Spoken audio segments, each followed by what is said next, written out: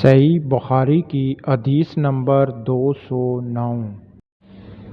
فتح خیبر والے سال وہ رسول کریم صلی اللہ علیہ وآلہ وسلم کے ساتھ صحابہ کی طرف جو خیبر کے قریب ایک جگہ ہے پہنچے۔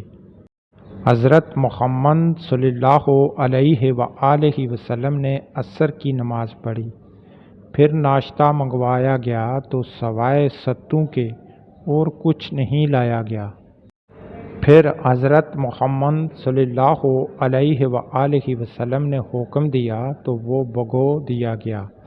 پھر رسول کریم صلی اللہ علیہ وسلم نے کھایا اور ہم نے بھی کھایا۔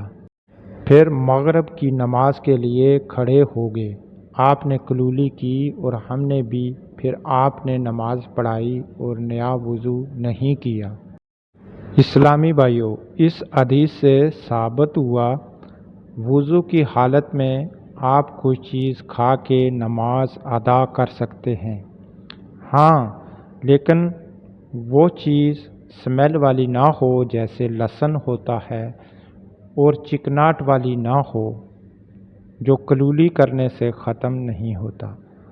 تو ان چیزوں کے لیے بہتر ہوگا آپ وضو نیا کریں اور ان چیزوں کی سمیل اور چکناٹ کو ختم کریں نماز ادا کرنے کے لیے۔